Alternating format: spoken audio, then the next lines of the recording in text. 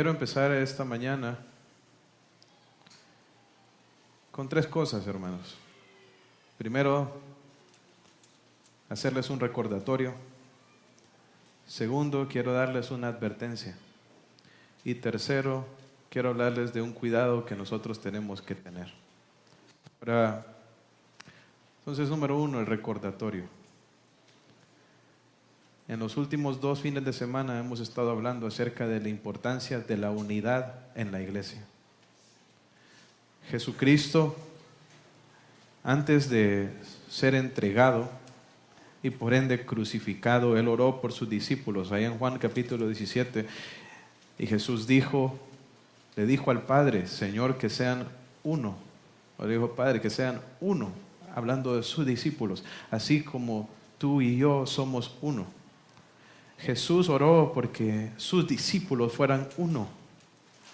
Dios quiere, hermanos, que como iglesia nosotros seamos uno, que estemos unidos. Entonces, eso es importante que lo tengamos en mente.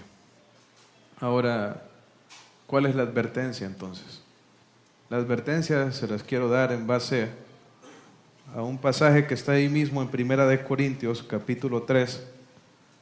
Les mencionaba la semana pasada que todos estos capítulos hablan con respecto a la unidad, desde el capítulo 1 hasta el capítulo 4. Mire lo que dice 1 Corintios 3, 17, hablando en este mismo contexto de la unidad. Dice: si alguno destruyere el templo de Dios, Dios le destruirá a él, porque el templo de Dios, el cual sois vosotros, santo es. Hermanos, el templo de Dios, la casa de Dios, no son estas paredes, ni las luces, ni los aires acondicionados, nada de eso. El templo de Dios, la casa de Dios, somos nosotros, los que hemos puesto nuestra fe en Jesucristo y que han recibido la presencia de Dios en sus corazones. Somos la iglesia, somos el templo del Espíritu. ¿Qué pasa cuando una persona atenta contra la unidad del templo? Cuando una persona destruye el templo de Dios, ¿qué va a hacer Dios con él? Lo va a destruir. Dice: si alguno destruyere el templo de Dios, Dios le destruirá a él. Y de ahí surge el cuidado que nosotros tenemos que tener. ¿Cuidado de qué? Cuidado de que nosotros no seamos un instrumento de división en la iglesia. Y nosotros debemos de estar alerta ante cualquier indicio de división que se quiera levantar en la iglesia.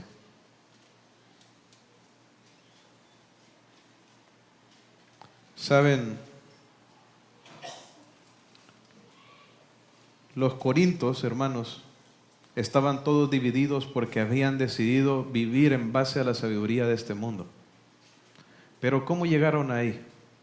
¿Cómo es que ellos, que eran una iglesia, que habían recibido al Señor, habían empezado a abrazar las cosas del mundo y habían dejado que entraran? Ahí mismo en ese pasaje que tienen, en ese capítulo, en 1 Corintios 3, observe el versículo 3. El versículo 3. Y ahí nos dice por qué estaban divididos. Dice: porque aún sois carnales, pues habiendo entre vosotros celos, contiendas y disensiones, ¿no sois carnales y andáis como los hombres? ¿Cómo andaban los corintios? Andaban en la carne, andaban peleándose, tenían contiendas, tenían disensiones, habían divisiones en la iglesia. ¿Y por qué era? Porque andaban en la carne. Andar en la carne significa no andar en comunión con Dios, es andar en base a los deseos de la vieja naturaleza, en base a los deseos de esa naturaleza pecaminosa. ¿Sabe? Cuando usted tiene pleitos en la casa, cuando usted vive empleitado en su trabajo y cuando usted vive empleitado en la iglesia, lo que demuestra es que anda en la carne. Una persona que anda en el Espíritu busca la unidad. La división, es un reflejo, es una evidencia de carnalidad. Yo quiero hacerle una pregunta. ¿Cómo anda usted en su vida? La iglesia de Corinto andaba en la carne y por eso estaban divididos. ¿Sabe cuál es la cosa? Que cuando una persona anda en la carne, no quiere andar en la carne sola. Entonces adivine qué hace. Empieza a persuadir a otras personas para que se vayan con él. ¿Verdad? Así empieza la división en la iglesia. Se ocupa de una persona que anda en la carne y que luego empiece a seducir a los demás para que se vayan en pos de él. Hoy en día, hermanos, esta es la razón por la que abundan tantos ministerios y tantas iglesias que han comenzado en el nombre de Dios, pero motivadas por razones carnales. Por eso encontramos por todos lados personas que hacen uso de sentimentalismos, manipulación psicológica, promesas de dinero, con tal de atraer personas a seguirles y unirse a ellos. Ahora, ¿por qué les menciono todo esto? Porque Pablo, en esta sección que vamos a estar estudiando el día de hoy, va a hablar con respecto a cómo hizo él el ministerio delante de los corintios. ¿Por qué les va a recordar acerca de su ministerio? Porque el ministerio es importante a la hora de la unidad, la forma en que nosotros servimos a Dios, la forma en que nosotros hacemos el ministerio es vital para la unidad de la iglesia. Los corintios se habían olvidado del ejemplo que el apóstol les había dado cuando fue a llevarles la palabra. Ellos se habían apartado del modelo que habían recibido y habían adoptado otras formas del mundo y las habían metido dentro de la iglesia. Hoy en día hay un montón de formas del mundo metidos en las iglesias, hermanos, y nosotros tenemos que aprender a cómo servir a Dios como Él quiere para que tengamos unidad. Así que pensando en esto, quiero invitarles a ir al capítulo 2, ahí mismo en 1 Corintios, y vamos a leer del versículo 1 al versículo 5. 1 Corintios capítulo 2, versículo 1 al versículo 5.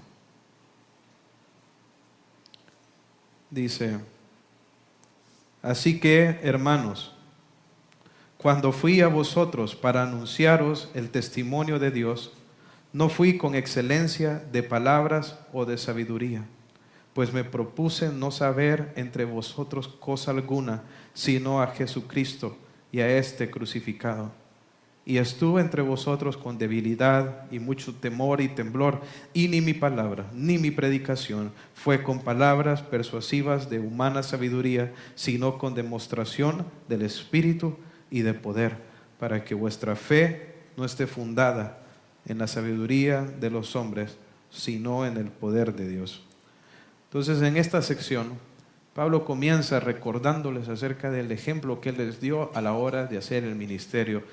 Dice: así que, hermanos, cuando fui a vosotros, les dice, recuerden cómo fue cuando yo fui a llevarles la palabra. En todos estos 5 capítulos, en estos 5 versículos, él va a recordarles cómo fue su ministerio con ellos. Y creo que hay un principio importante en esta parte. Hermanos, para poder servir a Dios de una forma correcta, donde nuestras vidas sean útiles para ser de bendición para otros, nosotros tenemos que dar el ejemplo. Pablo fue un ejemplo para los corintios en cuanto a cómo hacer el ministerio. De hecho, más adelante, en 1 Corintios capítulo 11, versículo 1, Pablo dice: sean imitadores de mí, así como yo soy de Cristo. Pablo era un imitador de Jesús y vino a enseñarles a la iglesia de Corinto cómo ellos podían imitar a Jesús. Lo mismo es para nosotros. Si nuestros ministerios, nuestras vidas van a contribuir para la unidad de la iglesia, tenemos que hacerlo con el ejemplo. A veces nosotros pensamos que nosotros solamente enseñamos por lo que nosotros decimos, pero eso no es así. ¿Qué pasa si yo digo una cosa pero practico otra? ¿Cómo se llama eso? Se llama hipocresía. Yo no puedo servir a Dios siendo un hipócrita, enseñando una cosa y viviendo otra. Para poder enseñar e instruir a otros, tenemos que ser ejemplo, hermanos. Pablo les estaba enseñando aquí a ellos que tenían que ser una iglesia unida, pero él, como ministro del Evangelio, era un hombre que buscaba la unidad.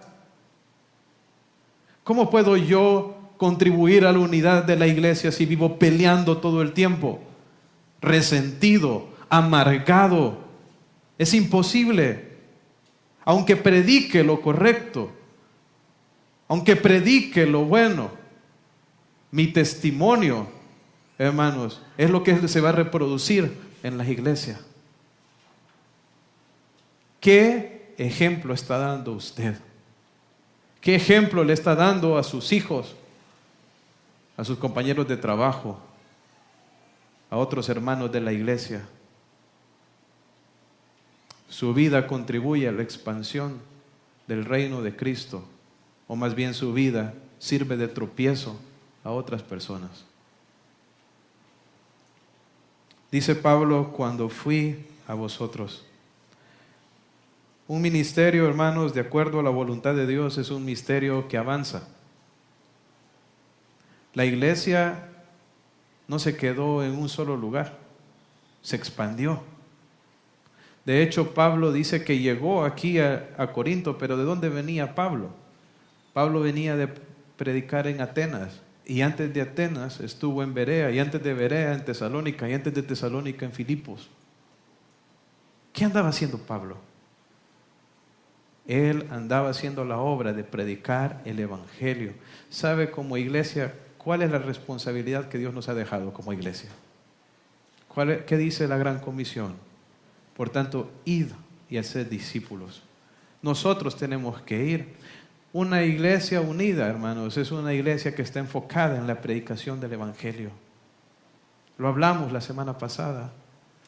Nosotros necesitamos poner nuestra mirada en que todos los pueblos escuchen acerca del Señor Jesucristo. Nosotros necesitamos estar enfocados en que se abran nuevas iglesias a lo largo de todo nuestro país y se abran iglesias en otros lados del mundo. Cuando nosotros estamos mentalizados, hermanos, en la predicación del Evangelio, nos va a ayudar a no prestar atención a las pequeñeces. Necesitamos estar enfocados. Ahora, ¿cómo fue que Pablo llegó aquí a Corinto? ¿Será que Pablo estaba enojado con los hermanos de la iglesia de donde salió?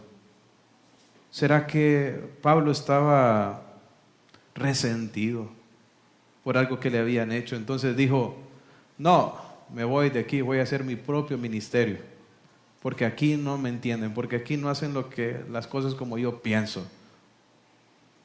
¿Será que fue así como salió Pablo a la obra misionera? Él no salió, hermanos, peleado con nadie. Vamos a ver cómo fue que él salió.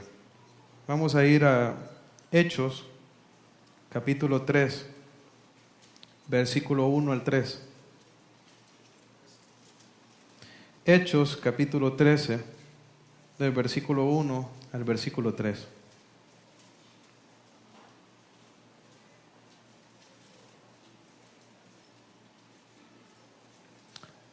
Mira lo que dice. Había entonces en la iglesia que estaba en Antioquía profetas y maestros: Bernabé, Simón el que se llamaba Níger, Lucio de Cirene, Manaén que se había criado junto a Herodes el tetrarca y Saulo.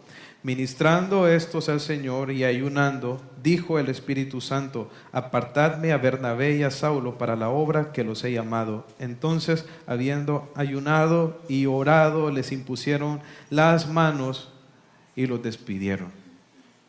Entonces, miren cómo fue que Saulo salió a la obra. Dice que habían en la iglesia de Antioquía, habían profetas, habían maestros, dentro de los que estaba Bernabé, estaba Lucio, estaba Manaén, ¿verdad? Estaba Simón, estaba Saulo también, y todos estos estaban ministrando. O sea, ministrar significa que estaban sirviendo. Ellos estaban activos en la obra del ministerio en la iglesia donde ellos estaban. O sea, ahí encontramos a Pablo. Ellos están sirviendo, ¿verdad? Y Dios está prosperando sus ministerios. La iglesia de Antioquía era una iglesia multicultural, hermanos. Muchas personas estaban viniendo a Cristo en esta ciudad. Estos hombres estaban siendo grandemente usados por Dios en esta iglesia.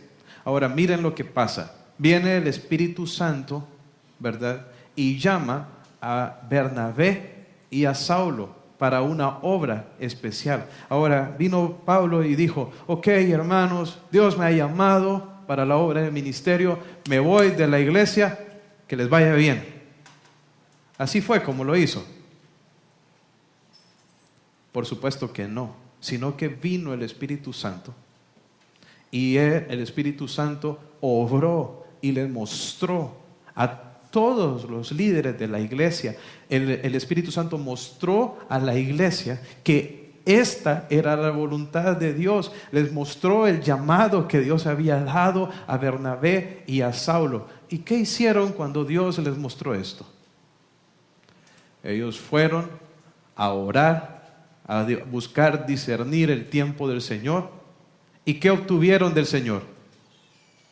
Confirmación de que esto era la voluntad de Dios. Entonces, ¿qué hicieron? Oraron por ellos y los despidieron. Les impusieron las manos, dice, y los despidieron. Hermanos, ¿sabe cómo se hace la obra de Dios? Se hace en unidad. Aquí no era el capricho de Pablo, o que él estuviera enojado con alguien, sino era la obra del Espíritu Santo en la iglesia, uniendo a la iglesia en su voluntad, guiándolas. Era oración, era búsqueda del Señor. Hoy en día, muchas personas no quieren saber, no quieren tener nada que ver con la iglesia. No quieren hacer las cosas así. ¿Y por qué? Carnalidad, hermanos, y rebeldía. Hay muchas iglesias y ministerios que se han levantado en el nombre del Señor, pero que solamente que la raíz detrás de estos ministerios son motivaciones carnales.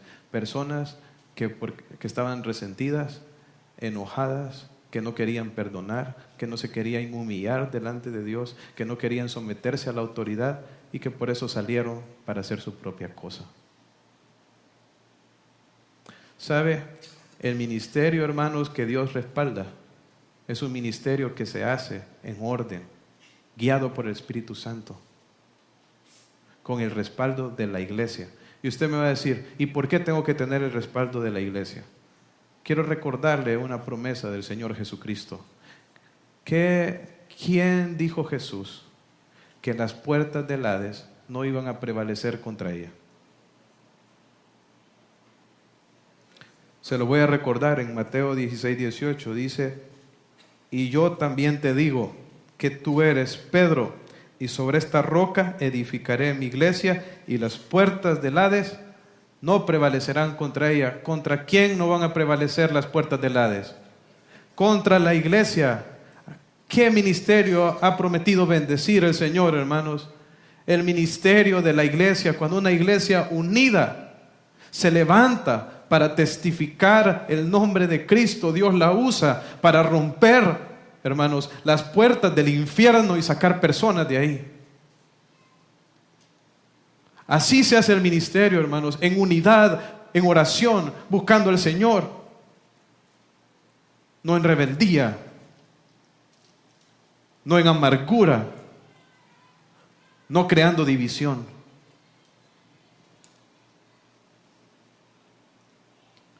Qué lindo ver cómo Pablo no salió de la iglesia en conflicto, sino que más bien salió con el respaldo de la iglesia. Ahora bien, cuando Pablo llegó a Corinto, ¿qué le llegó a anunciar? ¿Qué dice el versículo? Regresando a Corintios capítulo 2, versículo 1. Dice, cuando fui a vosotros para anunciaros el testimonio ¿de quién? El testimonio de Dios. ¿Qué fue lo que llegó a predicar Pablo?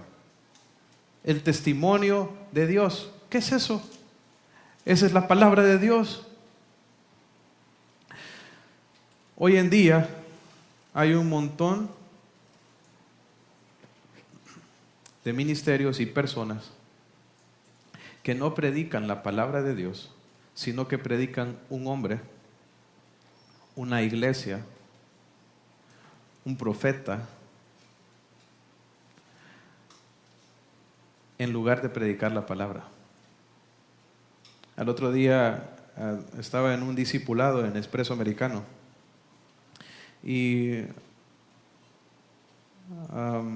se escuchaba muy bien lo que unas personas que estaban atrás de nosotros estaban diciendo. Y escuché como que uno de ellos estaba tratando de evangelizar a la otra, evangelizar. Y le decía, mira, tenés que visitarme a mi iglesia. Vieras la pastora y el profeta que está ahí. Y vas a ver cómo te van a gustar las luces. Vieras qué pinta el tiempo que pasamos ahí juntos. Hermano, la predicación no es un hombre. La predicación no es una iglesia. La predicación es Cristo. Ustedes no vinieron hoy aquí a escuchar mis opiniones. Ustedes vinieron aquí a escuchar la palabra. Y eso es lo que nosotros tenemos que predicar. Necesitamos enfocarnos en la predicación de la palabra. Yo también he visto mucho personas que dicen que sirven a Dios, pero lo que predican es sus propios testimonios. Si yo vengo aquí, hermanos, a contar mi testimonio, ¿de quién estoy hablando? ¿De mí o del Señor Jesucristo? ¿De quién? Si yo vengo aquí y hago de todo esto una predicación de mis experiencias personales y lo que vengo aquí a contarles fábulas, historias, chistes, ¿quién es la predicación? Un hombre. Un hombre. Cuidado, hermanos, porque eso está por todos lados. Por todos lados vemos ministerios que dizque son motivados por el Señor, pero donde no se predica la palabra. Tenga cuidado, porque ese tipo de ministerio, hermano, no cultiva la unidad de la iglesia. Al contrario, son instrumentos de división. Ahora bien, dice Pablo también en el versículo 1 que él no fue con excelencia de palabras ni de sabiduría. También en el versículo 4 dice que ni mi palabra ni mi predicación fue con palabras persuasivas de humana sabiduría.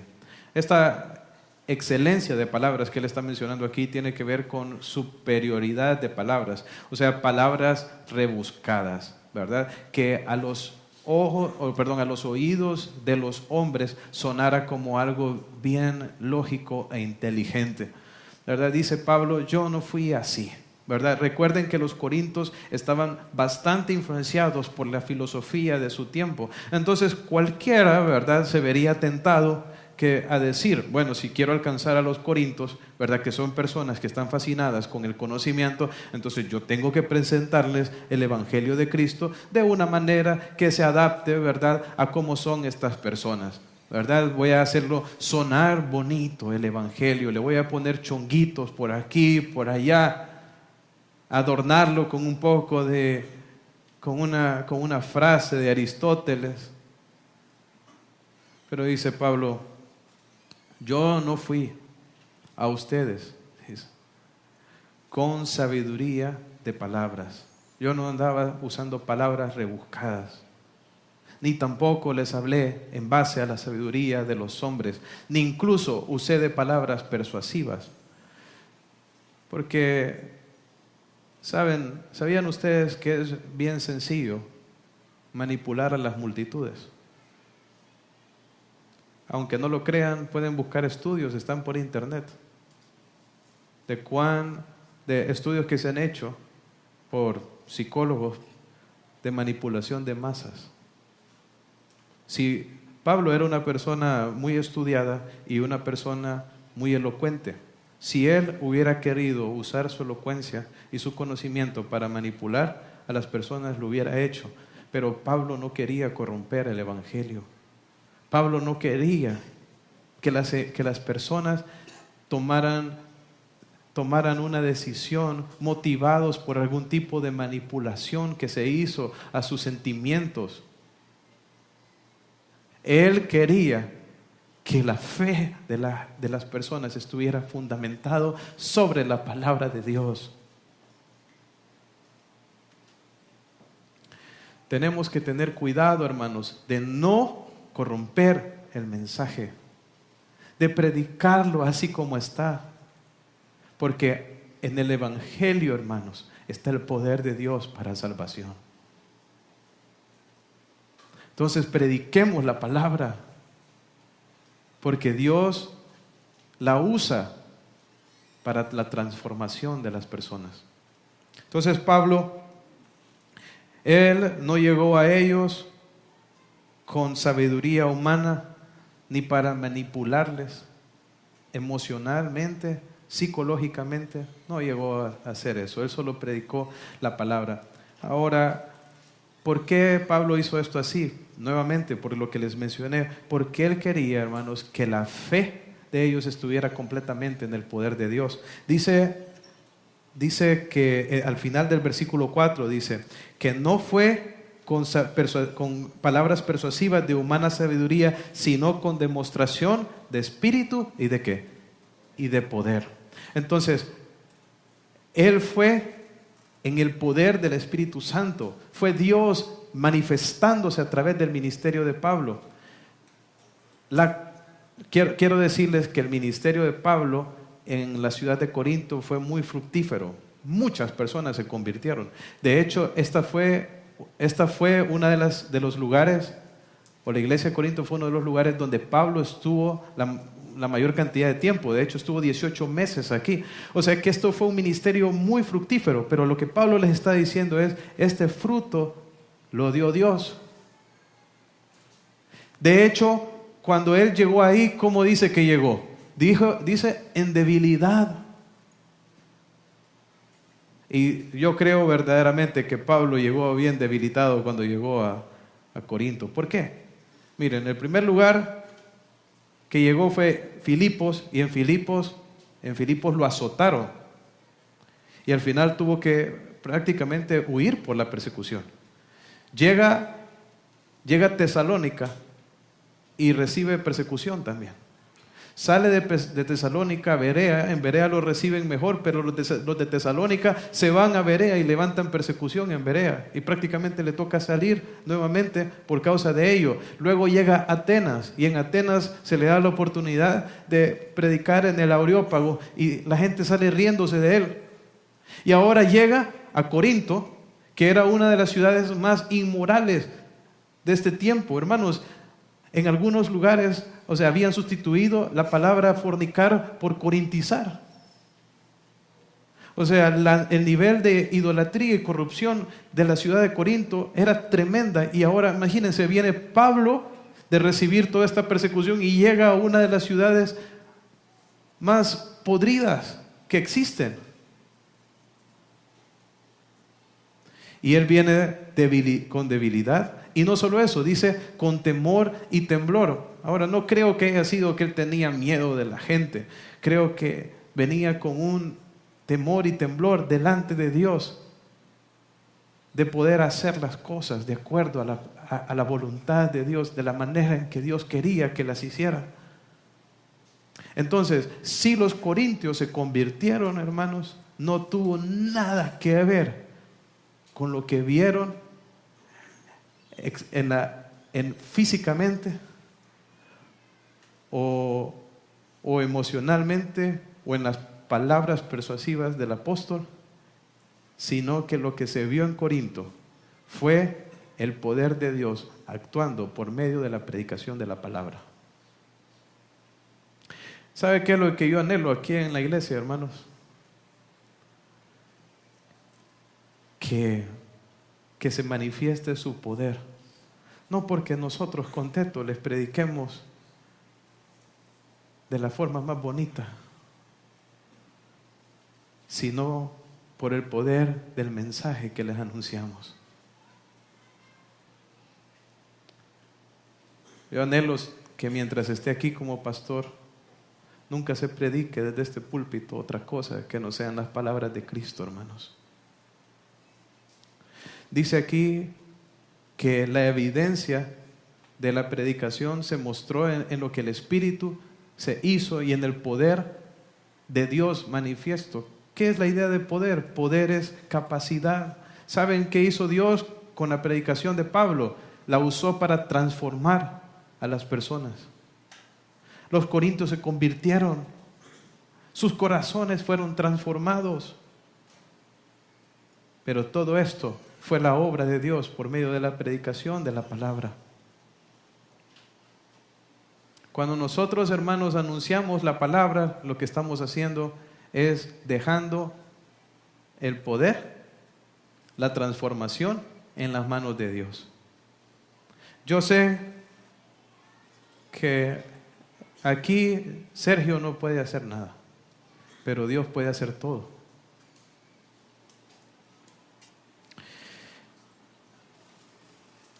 Entonces, hermanos, el ministerio tiene que ser enfocado en la palabra para que sea un ministerio donde la mano de Dios y el poder de Dios está. ¿Estamos? Ok, ahora, ¿por qué Pablo predicaba tan enfocado en la palabra? ¿Por qué él predicaba tan enfocado en Cristo? ¿Verdad? Porque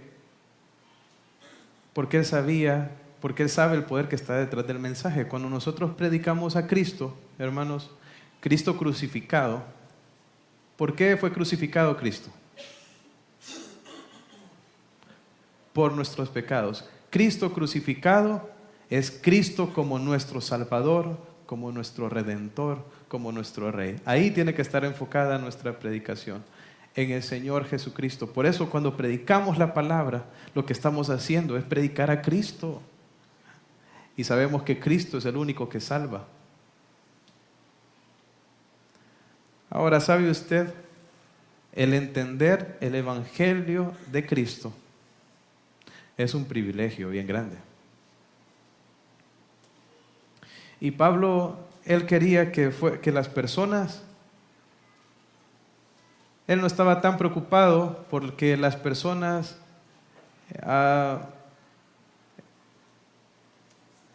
estuvieran, él no estaba tan preocupado en que todo mundo, hermanos, entendiera lo que él decía.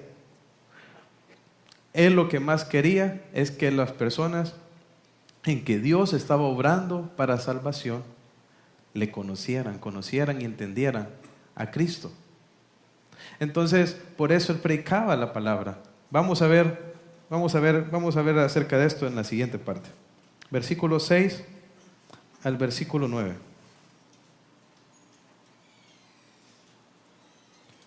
Dice: sin embargo, dice Pablo, hablamos sabiduría entre los que han alcanzado madurez.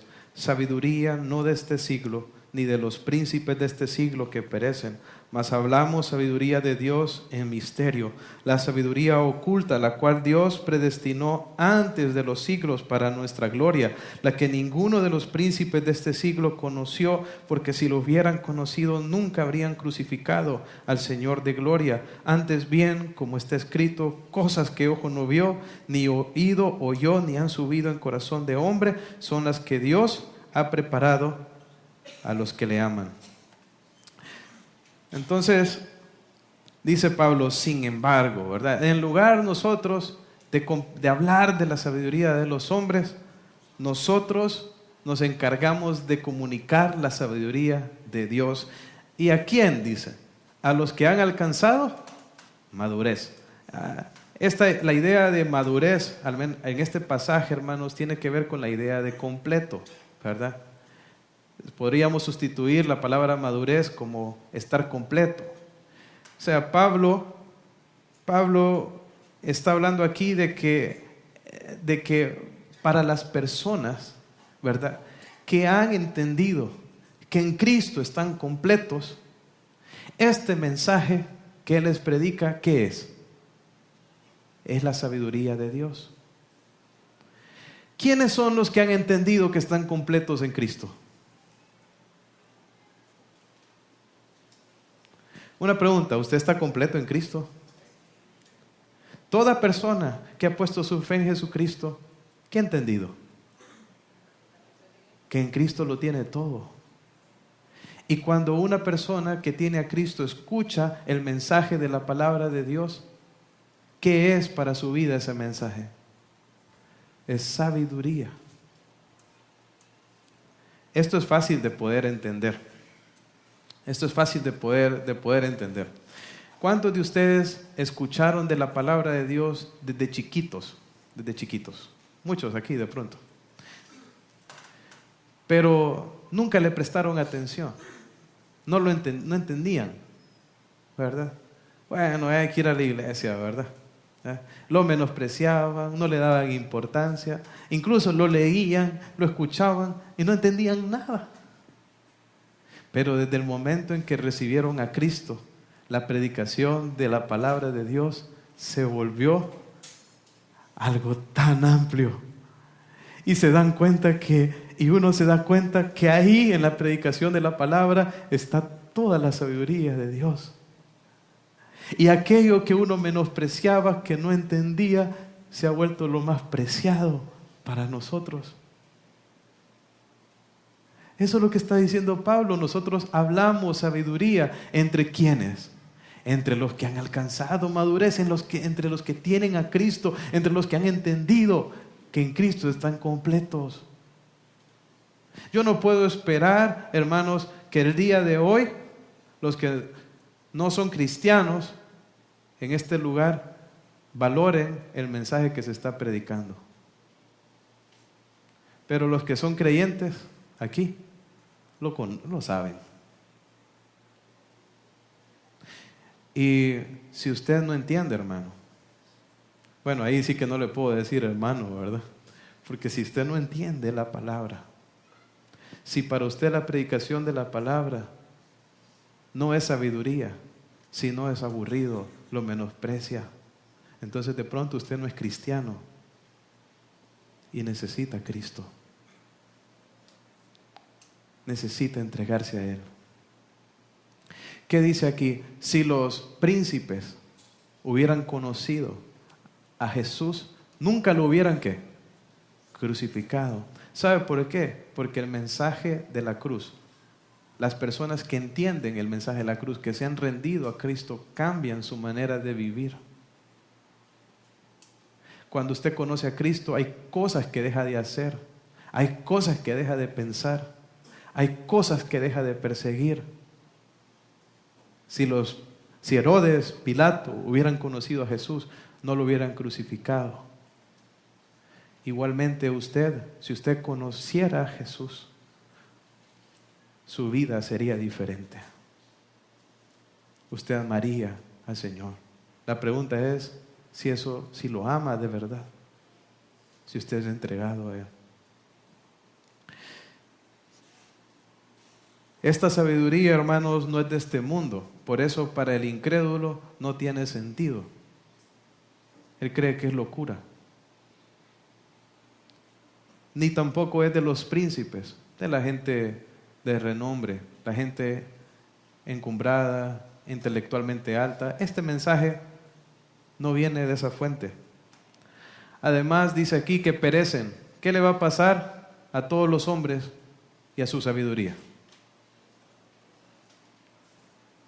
Caput, hermanos. Finito. se va a terminar, va a perecer. Por eso tenemos que poner nuestra confianza en la sabiduría de Dios, porque ¿sabe cómo es la sabiduría de Dios? Como una roca. ¿Qué dijo Jesús?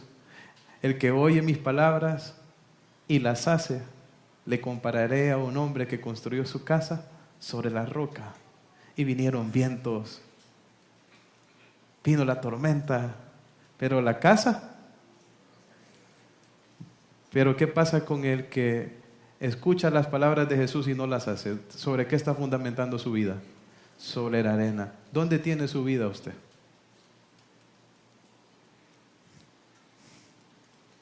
Tarde o temprano el viento viene, tarde o temprano la tormenta viene.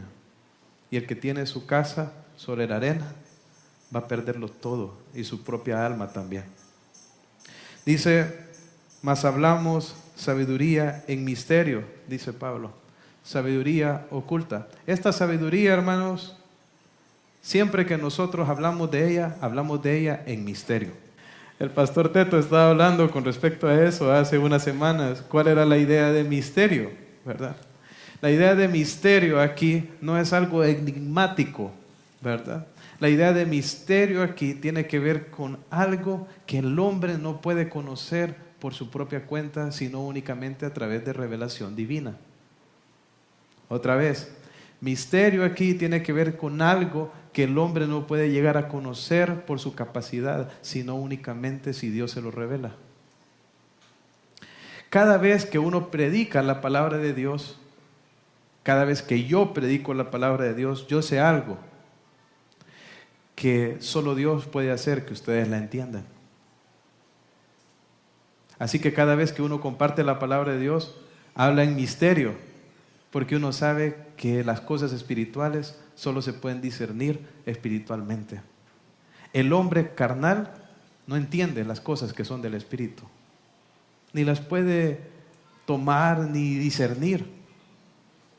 Así que si hoy usted está aquí y ha entendido de lo que hemos estado hablando, es porque Dios está haciendo una obra en su corazón. Y si no es cristiano y Dios le está hablando, es porque Dios quiere que se convierta. Y si es cristiano, entonces usted entiende por medio de lo que hemos estado hablando, lo que Dios quiere para su vida. Dice Pablo, esta sabiduría oculta, pero que Dios predestinó antes de los siglos para nuestra ¿qué? Para nuestra gloria. ¿Sabe qué significa eso, hermanos? Está hablando del privilegio que nosotros hemos recibido. Nosotros hemos recibido el privilegio de poder entender la sabiduría oculta, la sabiduría de Dios. ¿No les parece eso una razón para estar agradecido y para estar contento? Que Dios nos haya concedido a nosotros, hermanos, la bendición de poder entender la cruz de Cristo. Esa es nuestra gloria, dice, Dios lo preparó para nuestra bendición. Si hay una cosa de la que podemos nosotros jactarnos, hermanos, es de que Dios nos haya concedido en su misericordia el poder conocer la verdad del Evangelio. Dice, ninguno de los príncipes de este siglo la conoció. Dice el versículo 9, antes bien, como está escrito, cosas que ojo no vio, ni oído oyó, ni han subido en corazón de hombre, son las que Dios ha preparado para los que le aman. Este banquete, hermano, de disfrutar del entendimiento de las cosas de Dios, ha sido predestinado ¿para quién? Para los que le aman. ¿Sabe? La gente del mundo que no conoce a Dios no lo ha visto, no lo ha oído, ni en su corazón se lo han imaginado. Pero para nosotros los que le amamos, nosotros sí lo podemos ver, ¿verdad? Y qué tesoro tenemos ahí nosotros, en el hecho de que Dios nos haya concedido el poder comprender el Evangelio, el podernos rendir a Cristo, el poder reconocer a Jesús como nuestro Señor, como nuestro Redentor y como nuestro Rey. Vamos a orar. Padre Celestial, gracias te doy, Señor, por tu palabra y porque todos los tesoros